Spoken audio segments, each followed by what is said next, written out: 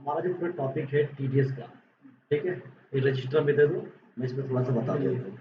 नहीं, ये मैं नोट करूँगा, क्वेश्चन नोट करूँगा। सवाल ये कह रहा है साहब, टीडीएस या टीसीएस,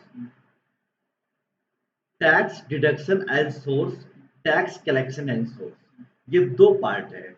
एक टीडीएस है जो कह सकते हैं इनकम के ऊपर लगेगा,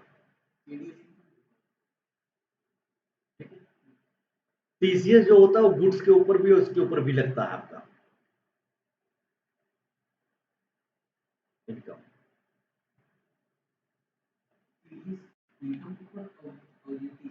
गुड्स के ऊपर अगर आप टैक्स कलेक्शन सोर्स कलेक्ट करना है तो फला फला नेचर का अगर आप बिजनेस मैन्युफैक्चरिंग करते हो तो आपके ऊपर टीसीएस चार्ज होगा। लेकिन मैं अगर डिफरेंट तरह का इनकम जनरेट करता हूं तो उस इनकम के ऊपर टीडीएस कटेगा। रूल्स ये कहता है कि आप कहीं इनकम कमाते हो, नेचर ऑफ इनकम बहुत हो सकते हैं आपके, उसके लिए उन्होंने सेक्शन बता दिया। एक सेक्शन बता दिया कि अगर इस सेक्शन के तहत अगर आपकी इनकम होती है और उस इनकम में एक लिमिट भी होती है, उस इनकम में एक लिमिट भी होती है, लिमिट हटाने के बाद में जो आपका होगा टैक्स काट लो, आप टैक्स डिडक्ट कर लो। रूल तो यही है कि हमारे यहाँ जैसे आप कहीं पे नौकरी करते हो तो रूल तो यही है, मान लीजिए हमारे पास आप नौकरी करते हो हमारे यहाँ पे, रूल ये कि हम आपको जो सैलरी दें तो उसका टीडीएस काट के जमा करा दें, टीडीएस काट के जमा। मैंने बिल्डिंग लिया है रेंट पे और मैं इसके बदले में रेंट देता हूं किसको? अपने ओनर को। मेरा खुद जिम्मेदारी है इसका टीडीएस काटूं, क्या करूं? टीडीएस रेंट उनकी है ना, तो रेंट उनको बोलूं सर आपके रेंट नहीं नहीं, जो दे रहा है जिसकी इनकम हो रही, जो आपको दे रहा पे कर रहा है ना, उसकी जिम्मेदारी, वो टैक्स डिडक्टर एंड डिडक्टिव दो वर्ड होंगे। अब मैं किसी को दे रहा हूं तो मेरी जिम्मेदारी है ना, आप हमारे यहाँ काम करते हो, हमारी जिम्मेदारी है कि टैक्स आपको काटे और जमा करे।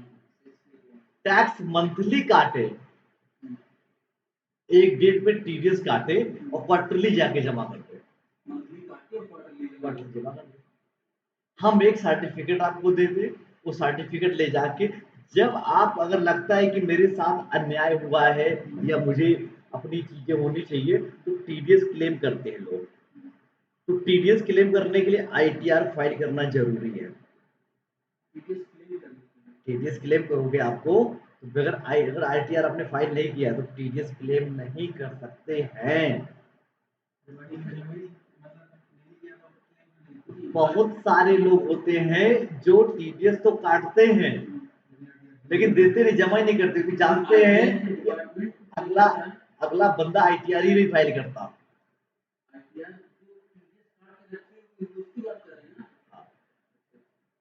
हम आप लोगों का टीडीएस काट के रख लिए, आपने अपनी बुद्धिमानी के चक्कर में आईटीआर नहीं फाइल किया तो इसको जो टीडीएस क्लेम करना था नहीं कर पाओगे आप।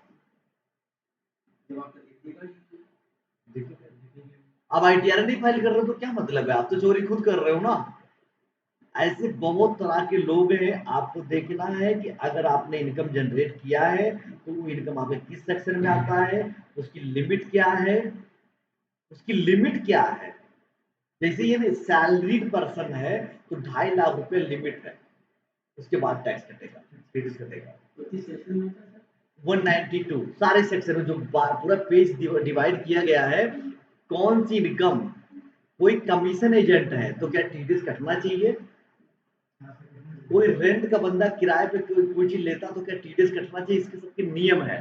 अगर उसका किराया 40,000 रुपये पर मंथ, मतलब सॉरी 1,80,000 रुपये से ज्यादा पर मंथ उसका रेंट जाता है, साल का, साल का, साल का, तो टीडीएस कटना चाहिए, टीडीएस कटना चाहिए। ऐसे टीसीएस भी है, फला चीज का आप मान लीजिए बिजनेस करते हो तो उस पर भी इतना परसेंट टीडीएस कटेगा कटेगा। वही पूरी बातें बताई गई है कि टीडीएस तुम्हें यहाँ पे 4-6 नंबर का पूछेगा, ये पूछेगा कि सोर्स ऑफ इनकम अगर मान लीजिए आपकी ये है, सोर्स ऑफ इनकम ये है, तो ये किस सेक्शन में जाएगा या इस सेक्शन में कौन सी सोर्स ऑफ इनकम आपकी आती है, इस पे कितनी लिमिट है टीडीएस काटने की और कितना परसेंट टीडीएस काटा जाएगा और कभी जमा होगा, यही ओवरऑल पता करना है। पूरी टीडीएस में ही कहानी है, पूरी पूरी स्ट्रैटेजी यही है आपका। कब टीडीएस कटा, कब जमा करना, डेट, टाइम, एमसीक्यू में यही पूछा जा सकता है। किसी की लिमिट क्या, कैजुअल इनकम कम आता है उसका टीडीएस क्या है, अगर कोई कैजुअल इनकम कमाता है तो उसका टीडीएस क्या है, राइट। सेम चीज इसमें बताया जा रहा है कि अगर मान लीजिए दिया गया तो क्या क्या चीजें इसमें काटना है। अब मैं इसको फटाफट बताता चलता हूँ, आप इसको नोट करते चले अच्छे से। फुल फॉर्म पढ़ लीजिएगा, tax deduction at source TDS और tax collection at source TCS. एक होता है डिडक्टर, टीडीएस जो काटता डिडक्टर, और एक होता है डिडक्टिव। डिडक्टिव होता है जो क्या नाम होता है, पेयर होता है, और एक होता है पेई होता है। हाँ, डिडक्टिव पेई होता है, डिडक्टर होता है पेयर।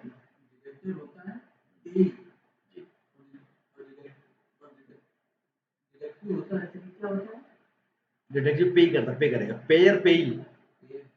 सुनो, टैक्स काटने वाला और देने वाला, आप ऐसे समझना।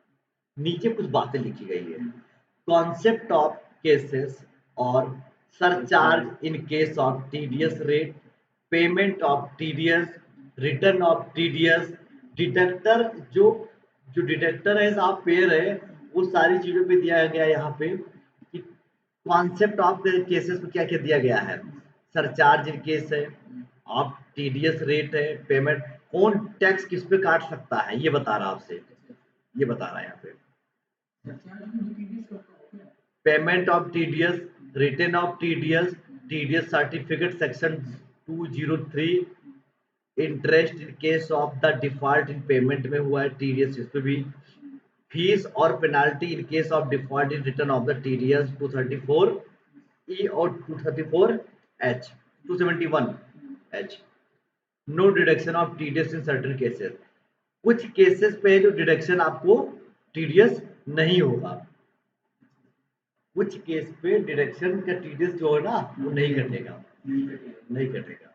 No deduction of TDS in certain cases, कितने केसेस पे जो टीडीएस आपको, एक चीज इधर आ जाओ,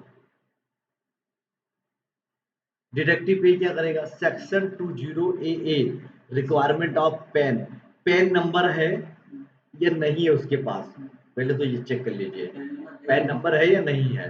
दूसरा, एओ ने सर्टिफिकेट उसको इशू किया कि नहीं किया है, 197A, ठीक है। और सेल्फ डिक्लेरेशन है कि नहीं है, ये भी देखना है आपको, खुद को असेसमेंट करना।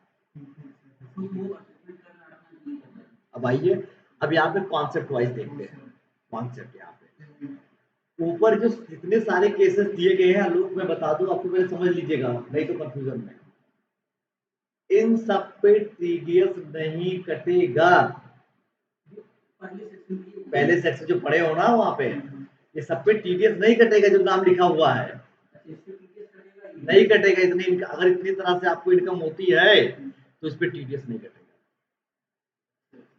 क्लियर, अभी तक नहीं क्लियर था। अगला, concept 1, payment made to resident है या मेड टू नॉन रेसिडेंट है, आज ही आपने पढ़ा है। रेसिडेंट कौन होता है, नॉन रेसिडेंट कौन होता है, अभी आपने पढ़ा। पेमेंट ऑफ सैलरी बेसिस है या अदर देन ऑफ सैलरी है, कोई बंदा सैलरी से कमाता है या नॉन सैलरी है। अगर सैलरी से कमाता है तो टीडीएस रेट जो सैलरी है उसकी टीडीएस रेट कितनी है, उस पे given section surcharge plus health and education tax ये लगा देंगे। अगर अदर पेमेंट सैलरी बनता है तो टीडीएस रेट गिवन होगा, मालूम है। सैलरी पर्सन नहीं है, कोई अदर इनकम है, तो उस इनकम पे जो रेट होगा टीडीएस का वो हम लगा देंगे उस पे, वो भी नीचे दिया गया है। सैलरी पर्सन है तो उसका स्लैब निकालेंगे, राइट। दूसरा, मेड टू नॉन रेसिडेंट बंदा है, ऑल केसेस चाहे सैलरी हो या अदर दिन हो, सब पे इस तरह से लग जाएगा। टीडीएस के रेट सेक्शन जो जिस सेक्शन में आता है, सरचार्ज और हेल्थ एंड एजुकेशन से। बात समझ में आया कि नहीं आया? 4% है, हेल्थ एंड एजुकेशन से 4% है।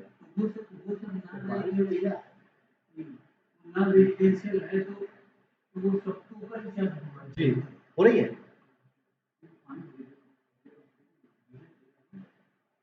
अगला पेमेंट ऑफ टीडीएस, पढ़ लीजिएगा यहाँ पे, बहुत इंपॉर्टेंट बताने जा रहा हूँ। पेमेंट ऑफ टीडीएस मंथली, जो टीडीएस का पेमेंट होगा मंथली होगा। अप्रैल से लेके, जी जी सुन लीजिए, हाँ सुनिए आप, कैसे कैसे कटेगा। अप्रैल मंथ में आपने कमाया, और टीडीएस अप्रैल का जो कटेगा वो मई में कटेगा, और किस डेट को कटेगा?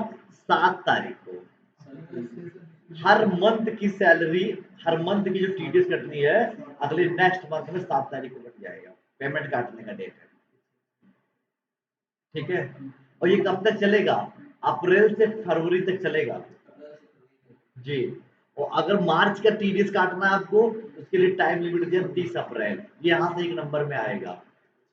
अप्रैल से फरवरी हर मंथ वाइज चलेगा, कब तक? 7 तारीख को, 7th of next month, right. Then March का अगर आपकी इनकम है और टीडीएस काटनी है, तो मार्च में 7 अप्रैल में ना जाके साथ उसमें 30 अप्रैल तक आप कर सकते हैं, कोई दिक्कत? अब इसका रिटर्न कब फाइल करोगे साहब?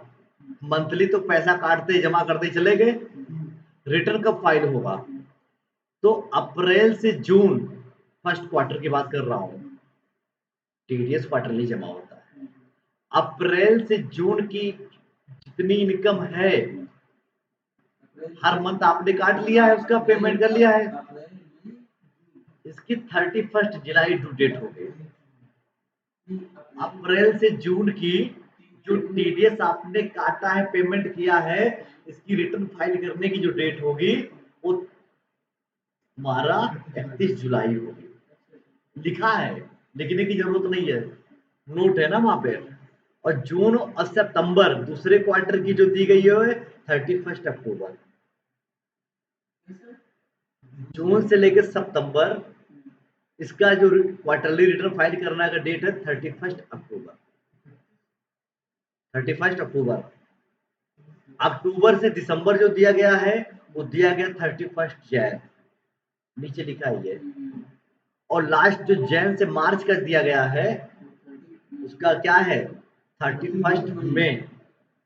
31 मई आखिरी क्वार्टर का रिटर्न फाइल करने के लिए अगले फाइनेंशियल ईयर में मई तक का जाता है, ये ड्यू डेट है सबके।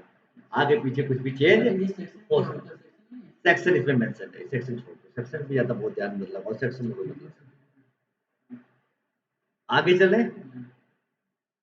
अब टीडीएस सर्टिफिकेट क्या है, आइए देखिए। टीडीएस सर्टिफिकेट, डिडक्टर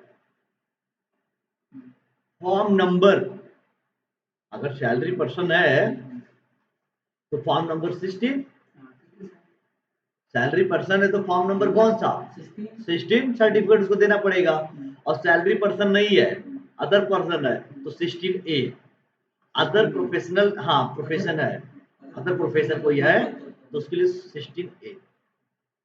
और सैलरीड पर्सन है तो 16, फॉर्म 16, राइट।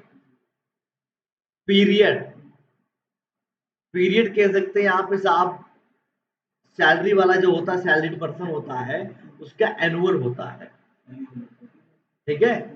और अदर प्रोफेशन का बंदा है तो उसका क्वार्टरली होता है, या अदर प्रोफेशन कोई मतलब अदर सोर्स इनकम उसकी है तो क्वार्टरली होती है।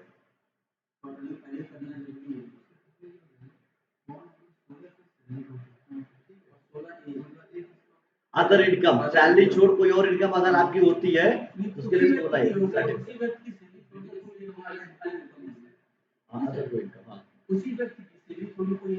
अदर प्रोफेशन से कोई इनकम हो रही है तो उसके लिए फॉर्म 16 में वो लगेगा, 16A फॉर्म भर सकते हैं।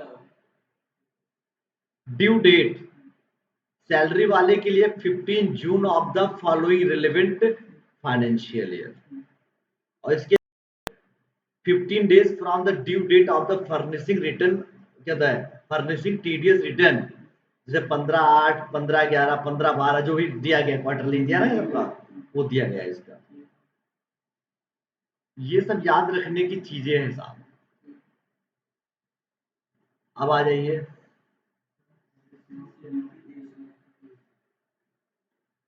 Section 197A, section 197। Section 197A बताता है कि self declaration for non deduction of TDS, for non deduction of TDS, और दूसरा है AO certificate of for non deduction of TDS of lower deduction of the TDS या lower deduction of TDS, section 197। ये 7 दो section दिए गए 197A, 197 केवल दिया गया 197 और 97A। 197 इशू करता हूँ सेल्फ डिक्लेरेशन के लिए होता है। हाँ सेल्फ अपनी बात बता रहे, सेल्फ डिक्लेरेशन कर रहे हो चीजों को लेकर उसमें बता रहे हैं। हाँ हाँ और सर्टिफिकेट जो होता है वो तो वो उसमें से आता है 190, ठीक है। अब डिडक्टर डिडक्टी डिडक्टर डिडक्टी दोनों में, ठीक है। अब डिडक्टर और डिडक्टिव में इसमें स्पेसिफाइड पेमेंट दिया गया आफ्टर दिस डिक्लेरेशन है तो क्या होगा, और सेल्फ डिक्लेरेशन फॉर्म है तो क्या होगा। भाई सेल्फ डिक्लेरेशन फॉर्म दिया गया उसके लिए 15G और 15H। सेल्फ डिक्लेरेशन में फॉर्म कौन सा भरा जाएगा, 15G और 15H। अदर मान लीजिए वांट डिडक्शन करता है टीडीएस के लिए, यहाँ पे नीचे दिया गया है इंटरेस्ट ऑन सिक्योरिटी में है मान लीजिए, या इंटरेस्ट अदर देन है, या इंटरेस्ट ऑन सिक्योरिटी है, तो ये अदर में आ जाता है, ठीक है। अब इधर आ जाइए। हाँ अब इसमें हाँ after submission of aeon certificate deductor want deduct TDS, और क्या नाम है deduct TDS at lower rate prescribe and AO certificate, उसका जो रेट होगा प्रिस्क्राइब होगा जिस रेट में दिया होगा उसको मुझे करना है यहाँ पे, ठीक है। अगला पेज कौन सा है आपका, 6.4 है ना, दिया गया है amount withdraw from RPF, amount receive from LIC, rent insurance commission, ये इधर वाले का पार्ट है। Interest in case of default in payment of TDS, ये मोस्ट इंपॉर्टेंट, जान तो क्या है, अगर मैंने टीडीएस काट लिया जमा मैंने नहीं किया, या हाँ टीडीएस क्या करते बहुत लोग होते हैं अपने वर्कर का टीडीएस काट लेते हैं, जमा ही नहीं करते, और जमा इसलिए नहीं करते फायदा उनको ये हो जाता कि आईटीआर आप लोग फाइल करोगे नहीं तो जमा करने का कोई मतलब ही नहीं है, पैसा रख लेते हैं, इससे बहुत सारे केसेस भी चलते हैं, बहुत जगह पकड़ा भी जाता है कि फैक्ट्री उक्ट्री में अक्सर टीडीएस काटते हैं लेकिन जमा नहीं करते चीजों को लेकर, तो ये भी देखा जाता है।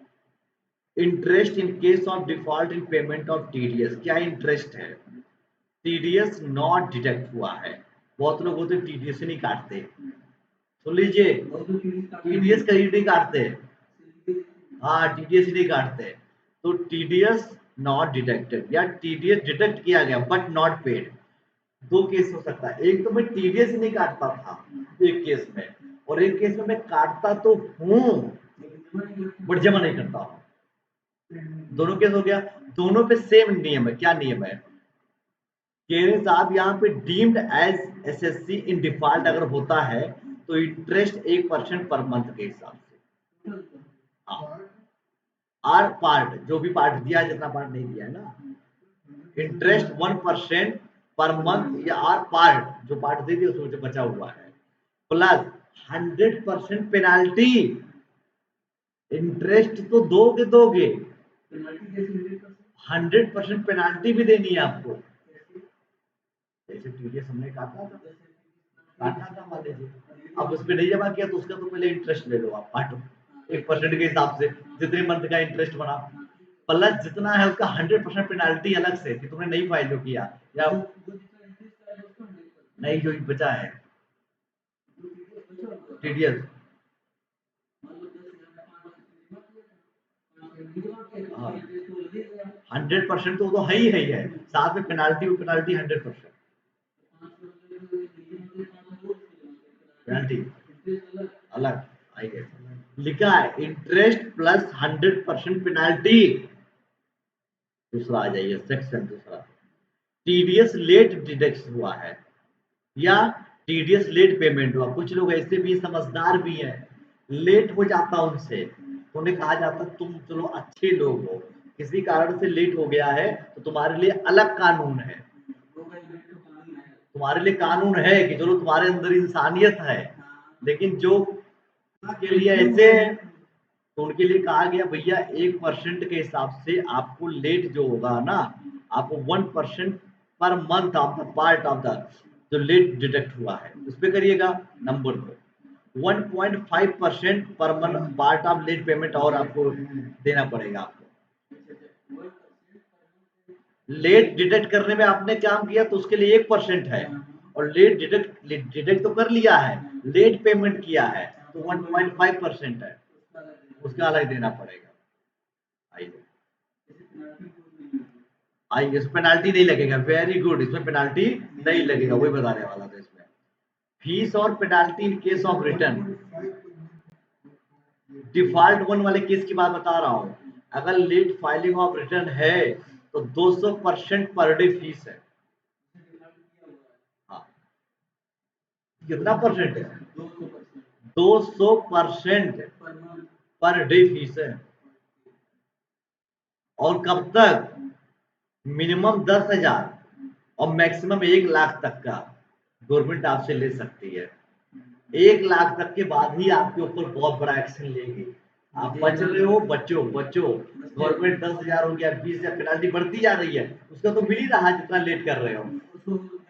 आखिरी में जब जहां जाएगा 1 लाख हो गया, अब नहीं जीतने, अब नहीं आने वाला है, अब इसको दूसरा रास्ता अपनाओ, अब इसको बुलाया जाए। Penalty if TDS return fail after 1 year. दूसरी केस है default, incorrect information return, penalty इसमें भी आपका 10,000 है और मैक्सिमम कितना है, वो उस वाले केस में भी है कि अगर लेट किया उसने, सेकंड पॉइंट में टीडीएस भी लेट काटा, टीडीएस भी लेट जमा, तो उसमें भी पेनाल्टी और इसका भी प्रोविजन है कि अलग से हम लोग उसको देख सकते हैं। अगला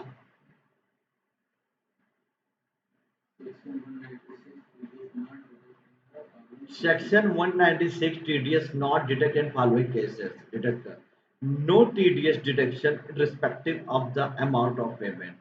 ठीक है, डिडक्टर नहीं कर सकता 196 के तहत। Deductive the government, the government बंदा हो, द आरबीआई का बंदा हो, द कॉर्पोरेशन क्या नाम है establish under the central act के हिसाब से या म्यूचुअल फंड के हिसाब से। ठीक है, कह रहा नो टीडीएस डिडक्शन केस में नहीं कर सकता बंदा। ये जो दिया गया आपको, सेंट्रल गवर्नमेंट का बंदा हो, आरबीआई का हो, कॉर्पोरेशन एस्टेब्लिशमेंट का हो, वो अलग अलग दिया गया उसका। नहीं, और इसमें कह रहा है इसमें section 206 A TDS rate in case of the default in the submission of PAN, PAN number नहीं है उसका। तो कह रहा है if detect falls the furnace pen to detector, then detector shall deduct TDS at the higher। अब उसमें rate अगर पेन मान लीजिए नहीं है तो उसमें जो TDS कटेगा उसका ना, वो हायर रेट पे कटेगा। कितना रेट कटेगा? जो rate of given finance act में दिया उसको, ये 20% प्लस यहाँ या 25% केस ऑफ द 1940 के तहत है, 20% या जो फाइनेंस एक्ट में उसका रेट दिया हुआ, दोनों में से जो हायर होगा उस पर टीडीएस कटेगा उसका, अगर पैन नंबर नहीं है उसका तो। वो भी सेक्शन अभी बताते हैं, वो भी इनकम है। और कौन सा पेज आपके पास है? क्या 6 में क्या दे रखा है? बस वो सबूत देखिए ना उसका, हाँ ये तो देखना चाह रहा था मैं।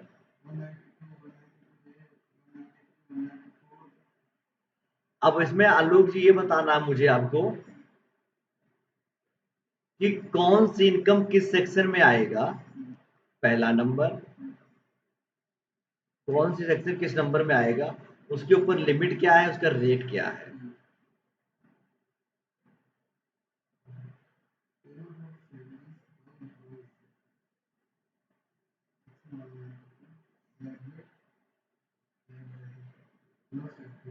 पहला दिया गया है आपका पेमेंट ऑफ सैलरी, मिला, payment of salary by employees, section, ये सैलरी वाला सेक्शन जो दिया गया 192 दिया गया है जी, 192 में दिया गया है। और इसमें कह रहा है यहाँ पे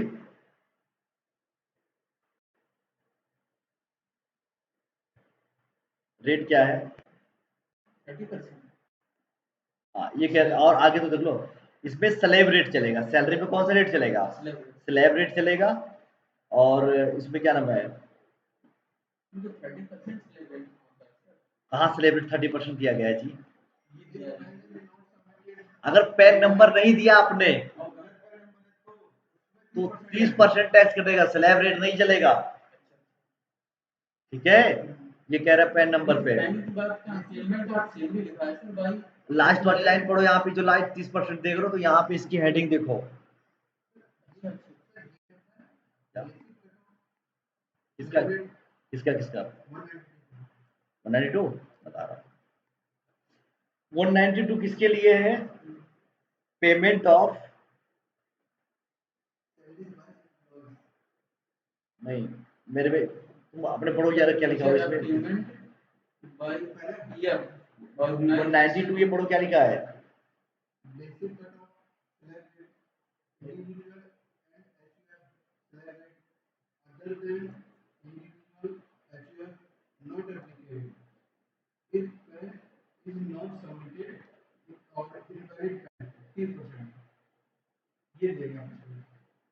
पहला छोड़ो, मुझे एक रजिस्टर दो, ये हमारा ये स्क्रीन मूव नहीं कर रहा है, ये जैसे है ना, ये पीडी चेंज नहीं हो रहा है। हाँ अब देखो, मुझे ये बता रहा हूँ, तुम लोग इसको देखो ध्यान से, parameter payment of provident fund organisation from EPF account before 5 year का है, तो ये सेक्शन 192 में चला आएगा। इसके लिए कह रहे बेसिक कट ऑफ जो दिया गया 50,000 रुपए से कम है तो कोई दिक्कत नहीं है, तो ये वाला रूल नहीं लगेगा आपका, 50,000 है, सैलरी वाले के लिए कोई स्लैब रेट से चलेगा, कोई इसमें लिमिट नहीं है, इसका मतलब समझिए, अगर तुम 10-20 हजार कमाते हो तो टीडीएस से कोई मतलब नहीं है, अगर तुम्हारी इनकम 2 लाख रुपए है तो क्या तुम अपनी रिटर्न फाइल करोगे, ऐसा रूल है, 2.5 लाख रुपए के बाद ही तो भैया लिमिट है, 2.5 लाख के बाद ही तो कहा जा रहा है, तो स्लैब रेट वही कहता है, स्लैब रेट से चला जाएगा। इसमें करा 50,000 से कम कट ऑफ है तो कोई दिक्कत नहीं, 50 से ज्यादा होगा तो आपको करना पड़ेगा, ठीक है जी। इसमें इंडिविजुअल एचयूएफ होगा तो उसमें जो स्लैब रेट दिया होगा उसका 10%, या नॉट, यहाँ पे इंडिविजुअल एचयूएफ नॉट एप्लीकेबल है और पैन नंबर नहीं है तो 20%, ठीक है। अब मैं एक चीज ऐसा बता दूं जो आपको यहाँ पे देखना है, ये देख लीजिए, payment of interest on security by company, company अगर कर रही है सेक्शन 193, हाँ payment of interest on security by किसके द्वारा, कंपनी के द्वारा। अब इसमें कह रहा 10,000 रुपए तक कर रही है तो कोई मतलब नहीं टीडीएस पीडीएस का, 10,000 तक का तो कोई दिक्कत नहीं है, लेकिन 10,000 रुपए से ज्यादा है तो उस पर रेट कितना हो जाएगा, 10%, इंडिविजुअल एचओ के लिए कितना, 10%, और अदर दिन कोई है तो उसके लिए भी कितना परसेंट, 10%, और पैन नंबर आपका सबमिट नहीं हो तो कितना परसेंट, 20%। अब इसमें जो मेन मेन पॉइंट्स हमें बताने हैं वो सब एक साथ में सारे सेक्शन नहीं पढ़ने हैं। अब यहाँ पे देख लो आप सबसे पहले,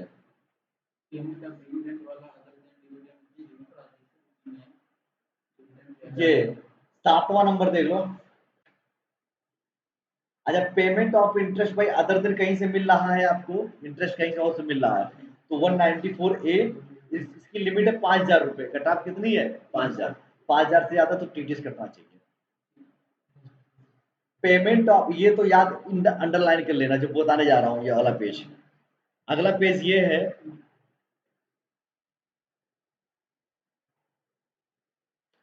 अगला पेज ये payment payment of prize from winning from lottery by any person. कोई बंदा ऐसा है जो लॉटरी वॉटरी से जीता है पैसा, उसकी सेक्शन 194 में कट ऑफ इसकी कितनी है 10,000 रुपये। उसके बाद रेट कितना है 30%। हाँ तो कितना है 30% है टीडीएस काटनी इस पे। और पैन नंबर नहीं है तो भी टीडीएस 30% काटनी है। पैन सबमिट भी नहीं करता है, अक्सर लोग इसमें नहीं करते, पैन नंबर इसमें नहीं सबमिट करते, लेकिन तब भी उनके लिए स्लैब रेट वही है, टैक्स है कितना है 30 या टीडीएस काटना है। Payment of the prize from winning from horse race by any person, तो ये भी कह रहे साहब ये भी एक प्रकार से गलत है। 194 बी इसकी लिमिट 10,000, कट ऑफ कितनी है 10,000, 30%, 30% और 30%, ये चीज याद रखिएगा। एक चीज याद रखिए पेमेंट ऑफ कॉन्ट्रैक्टर, जो कॉन्ट्रैक्टर पे ठेका उका लेके काम कराते हैं ना, उनको भी टीडीएस काटनी पड़ेगी 194C बाई एनी पर्सन। 30,000 का कट ऑफ है इसका सिंगल बिल, और 1 लाख एग्रीगेट बिल आप ड्यूरिंग द दिस ईयर, एक साल तक का अगर इससे कम है तो कोई दिक्कत नहीं है, तब तो मत काटो। सिंगल बिल अगर काटता है तो सिंगल बिल काटता है 30,000 तक का, मल्टीपल बिल काटता है तो कितना 1 लाख तक, पूरे साल तक का है तो आप बचे हो, कोई चिंता करने की बात नहीं है। इसके बाद है तो आपको टीडीएस कितना परसेंट 1%, कितना परसेंट 1%, अदर दिन है तो 2%, पैन नंबर नहीं है तो कितना परसेंट 20%। पेमेंट ऑफ ट्रांसपोर्टर का दिया गया है यहाँ पे, पेमेंट ऑफ ट्रांसपोर्टर कवर्ड है जो 44E में यहाँ पे, ठीक है। 194C कोई इसका कट ऑफ कुछ नहीं है, 000, और पेन नंबर नहीं तो सीधे सीधे कितना परसेंट है 20%। अगर इसका पैन नंबर होगा तो तभी 20%। हाँ लेकिन दूसरा payment to transporter not covered under 44E में, जो 44E में नहीं कवर्ड है उसके लिए 1% है आपका, उसमें भी सिंगल बिल है तो 30,000, और एग्रीगेट है तो 75,000, 1%, 2%, पैन नंबर नहीं है तो 20%, तो फिर 1%, इंडिविजुअल है तो 1%, अगर एग्रीगेट है 2%। ये तो आएगा 12 नंबर तो अंडरलाइन करके जाना। Payment of insurance commission to agent by insurance company 15,000 रुपए तक है तो मत करो टीडीएस, कोई दिक्कत नहीं है, लेकिन 15,000 से ज्यादा है तो कटाप होगा 5%, 5% इंडिविजुअल या अच्छा कोई भी है 5%, 5%, पैन नहीं लगाओगे तो कितना परसेंट 20%। यहीं से क्वेश्चन पूछेगा वो पेनाल्टी, पेनाल्टी लेट इंटरेस्ट यही प्लस ये यही पूछेगा टीडीएस में, ठीक है। और दो जगह पे मैच करेगा आपका, इनकम टैक्स में यहाँ करेगा 750 नंबर, वहां भी इसका इफेक्ट पड़ेगा, थर्ड फोर्थ वाले वहां वाले आखिरी में। अगर यहाँ 14 नंबर देख लो, पेमेंट टू कोई एनआरआई है, स्पोर्ट मैन 100% आया था, कोई हाँ पेमेंट एनआरआई विदेशी खिलाड़ी आते हैं आईपीएल खेलने के लिए, याद है, तो 194 ई में आएंगे ये एसोसिएशन ऑफ पर्सन या कोई ऑर्गेनाइजेशन की तरफ से, तो भैया 20%, 20%, 20%, 20% फ्लैट है, कोई लिमिट कोई कट ऑफ नहीं, कुछ कमाई है तो उस पर दीजिए। अगला 17 number payment of lottery commission 194G, 15,000 रुपए इसकी लिमिट है, कट ऑफ है 5%, 5%, 20%, पेन नंबर नहीं है तो 20%, 25,000 का है तो कुछ भी नहीं। 15,000 कौन से पढ़ लो 17 में बता रहा हूँ 17, बाकी एक बार घर पे रीड कर लेना, घर पे भैया रीड कर लेना ना, यहाँ पे सारे एक ही चीज नहीं कर सकते, वहां पे एक बार देख सकते हो आप, घर पे रीड कर लेना ना, क्योंकि जो इंपॉर्टेंट है वो बता दे रहा हूँ। पेमेंट ऑफ कमीशन 194 या ब्रोकरेज, पेमेंट ऑफ कमीशन या ब्रोकरेज है तो 15,000 तक कट ऑफ है इसका, 5,000, 5,000, 5%, 5%,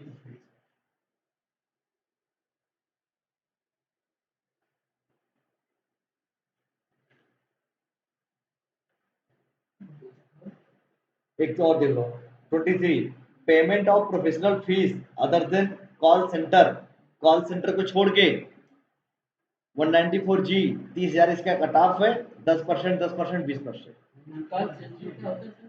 है कल सेंटर क्या होता है? हाँ 194G, कल सेंटर क्या होता अरे जो कॉल सेंटर, फोन उन के लिए कॉल सेंटर नहीं बनाई जाती है। अच्छा, उनको छोड़कर हाँ। उसके बाद में आप इस पे जो भी चीजें हैं, और कॉल सेंटर मान लीजिए payment for professional fees call centre है 194 जी जे सॉरी 30,000 कट ऑफ है इसका, 2% 2% या 20%। बस इतना ही आपको वहां पे जाना करके। एक चीज जो नया आया है, ये तो 100% ठीक है, मैं बताया नहीं बच्चों को, लेकिन तुम तो जरूर करके जाओ। जॉब गया, cash withdraw in excess ₹1 crore during the previous year from the banking. अगर बैंक में तुमने 1 करोड़ रुपए से ज्यादा लेन देन किया है तो भी टीडीएस कटेगा। कितना? 2%। 2% पैन नंबर नहीं है तो आपका ये 20%। मोदी साहब ने पिछली बार आके ये चीज जोड़ा है, यहाँ पे बताया है इसमें। हमारी फाइनेंस मिनिस्टर ये चीज नया ला के करी है कि 1 करोड़ रुपए ज्यादा ट्रांजेक्शन करोगे, एंड ये नया आया है, ये वेरी वेरी इंपॉर्टेंट, ये करके जाना ही आएगा।